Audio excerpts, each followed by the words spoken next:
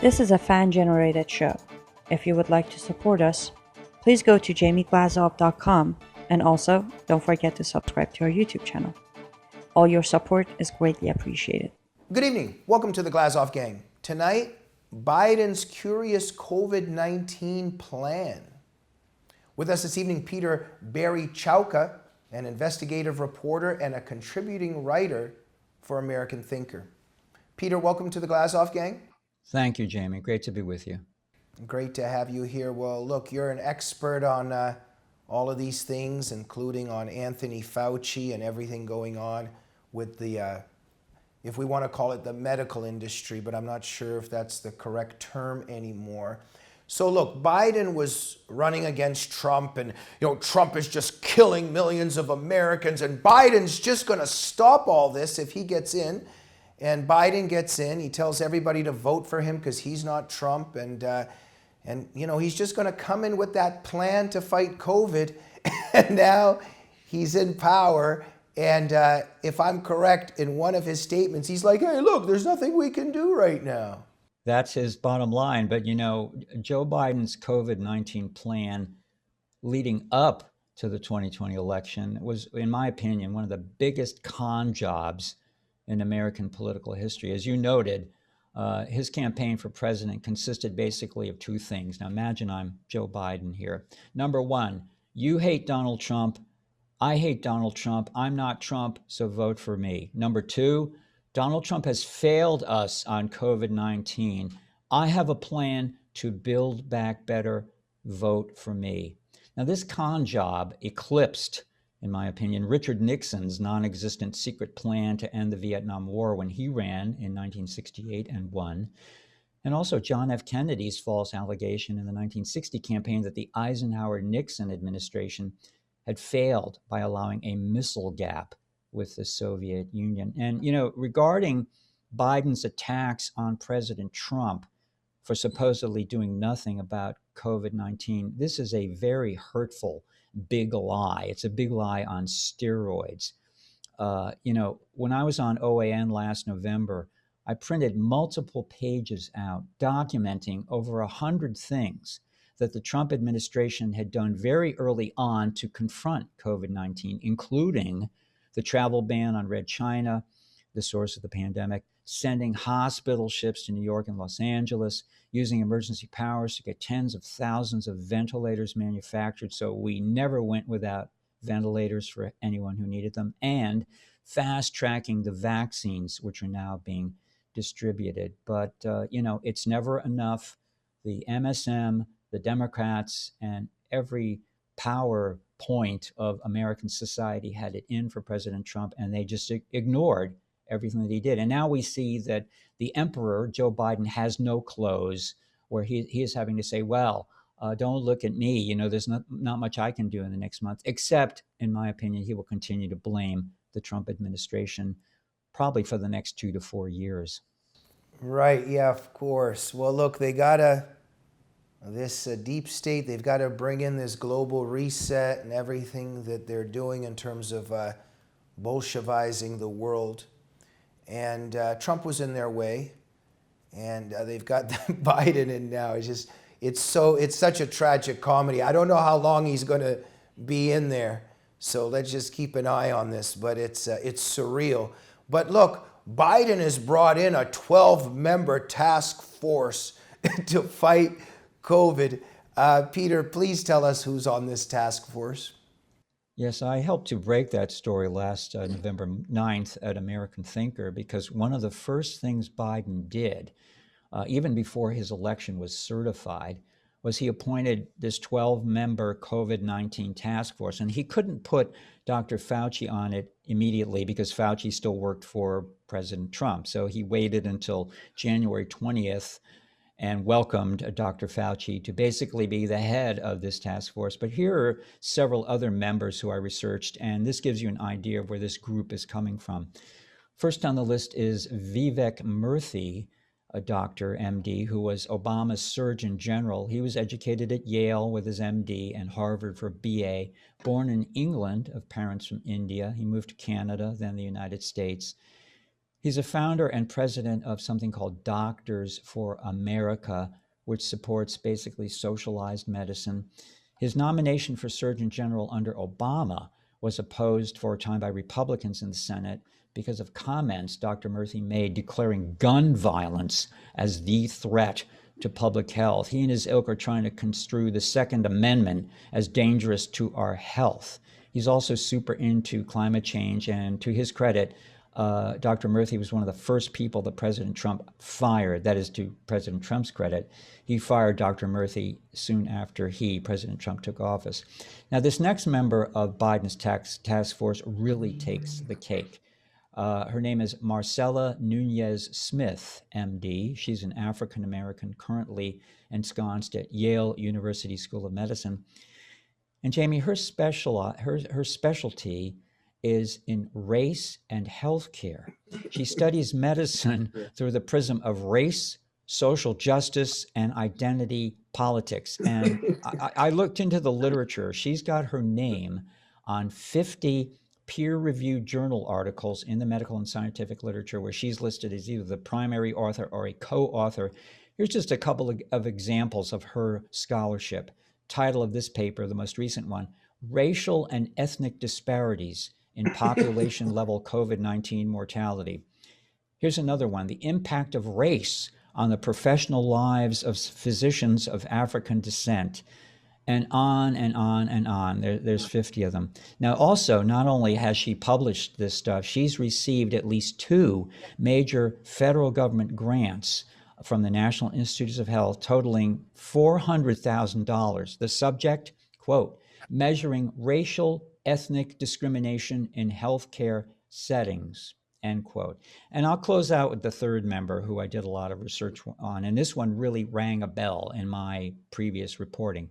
It's Dr. David Kessler, again with a Harvard MD, Yale connected. He was actually a dean of the Yale Medical School for a while until he was dismissed. But he's best known as the FDA commissioner in the 1990s, during which time he declared war on nutritional supplements and tried to expand the FDA and government regulation of over-the-counter supplements as drugs. And he reportedly approved a SWAT-style raid on another Harvard-educated MD, in this case, a holistic one, Dr. Jonathan Wright, in Washington State in 1992. But in response to that SWAT raid, there was an unprecedented grassroots citizen campaign that was organized to save dietary supplements, and that is still in effect today, although a number of leading Democrats, including Senator Dick Durbin, are vehement opponents of nutritional supplements. You know, they favor prescription expensive drugs instead. And they will have a clear path now to expand regulation of nutritional supplements. So here we have it. Those 3 and Dr. Fauci tell the story, and the others on the panel have similar backgrounds of either uber political correctness or hostility to primary prevention or inexpensive ways of treating these conditions that we have now, including COVID-19. Yes, surreal, Peter. I can kind of picture the interview to join the COVID-19 task force under Biden. I can kind of see the interview. It's like, now, what do you think about how oppressive the nuclear family structure is and how evil private property is? Now, tell us about it. Would you be willing to wear a Che Guevara t-shirt during any press conferences? You know, it's bizarre, right? You know, I'm appreciating this conversation because you're making me laugh, and I haven't had a good laugh in a while. It is a tragic comedy, and I hope that some comedians from the right can step forward and make some hay out of this, because it really is worth a laugh, and maybe that will help to keep us going for the next. Yeah, but they'll obviously lose their careers and be accused of lots of things. Peter, so we've got, okay, so let me get this straight now. Newsom had to have a lockdown. They get rid of Trump, and then by coincidence, the lockdown can be lifted now because, you know, I guess the threat disappeared, but they didn't really show any facts or statistics. They get Trump out of the way. all of a sudden, within a few days, the CDC announces that there's been too much recycling in the thresholds in the COVID testing. So because if you cycle too much, there will be more false positives. So now they're going to have less recycling. What is all this about? It's not only Governor Newsom in California, Jamie, it's other Democrat governors who've employed draconian lockdowns for most of the last year. We have Cuomo in New York is loosening things up there. Whitmer in Michigan is opening things up there. Coincidentally, now that Biden is the president, and then they have to placate the masses who are getting a little antsy out there. It's just it's a cosmic joke. When you, as a medical journalist, political journalist for many years in my life, I've learned to go to a variety of sources, and not quacks, not charlatans, not other journalists, but people who have the credentials, the degrees, the clinical and research experience. They're out there, they're independent, and they have a 180-degree different viewpoint as to what we're doing in this latest case with COVID-19 than what the medical establishment and the political establishment are doing. Doctors like Dr. Scott Atlas of the Hoover Institute at Stanford University, who for 3 months was on the task force under President Trump and disagreed with Dr. Fauci. And he's a brilliant man who can read the literature and tell it like it is, rather than this political con job that we're continuing to get from the medical and political powers that be. Yeah. Well, Peter, look, a lot of these things were not allowed to be said anymore. And so who knows how long this show would even last when it goes up. But, as we know, they're starting the anal swabbing now in China, and it's not going to be surprising when that spreads throughout the rest of the world, because that's the only way to really detect if a person has COVID. It looks like we're going to have COVID tests, not just for international travel, but for domestic travel, etc. So I can just see in the near future, if you want to go get on a plane, you're going to be taken into some room for an anal swabbing or something. You can't make this stuff up. So, but where I'm getting to is a lot of people are not going to travel. So let me this quick example here. A lot of people are not going to do lots of things, including getting on an airplane now. But guess what happens if they don't get on a plane? Then the airline industry collapses. But that's what they want. They want the collapse. Destroy lives, destroy the economy, crash the U.S. economy, because when the U.S. economy crashes, then the international saviors come in and we build the Great Reset, right?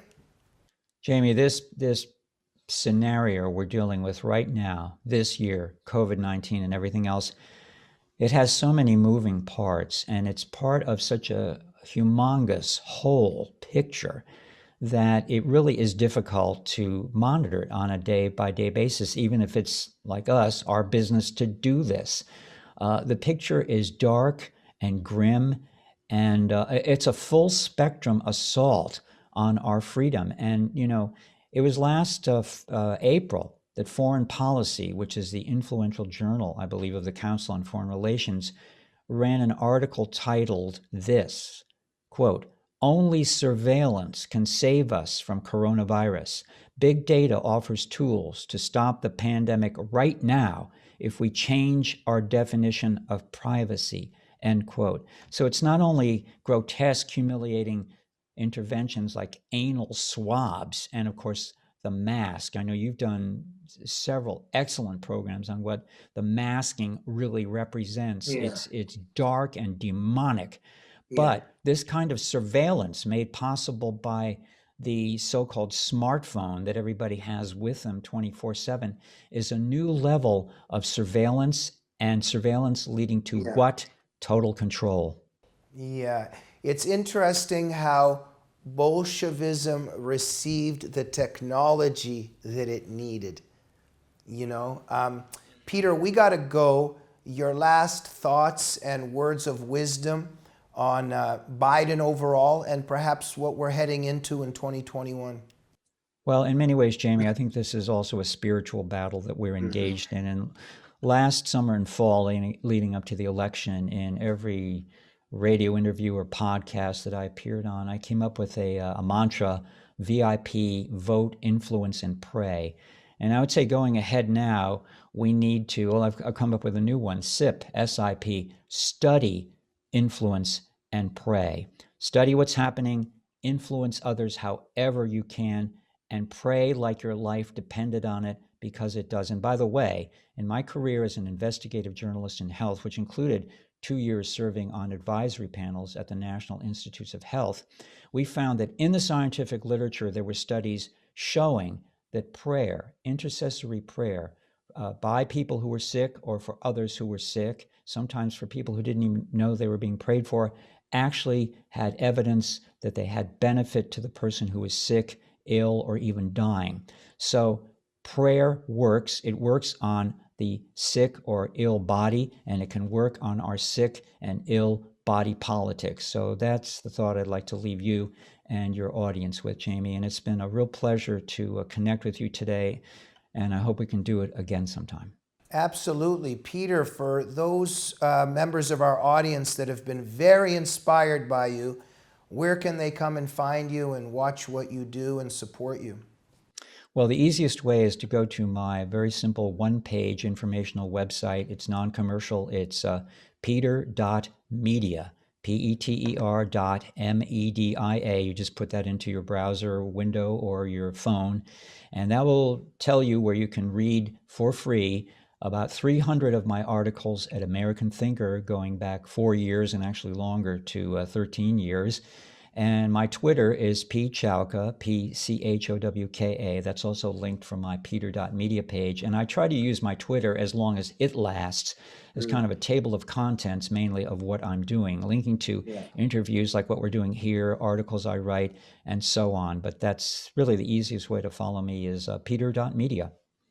Fantastic. Peter Chowka, you are a gentleman and a scholar. Thank you. Thank you, Jamie. Right back at you. Thank you so much. And thank you for watching the Glazov Gang this evening. We'll see you soon. Good night.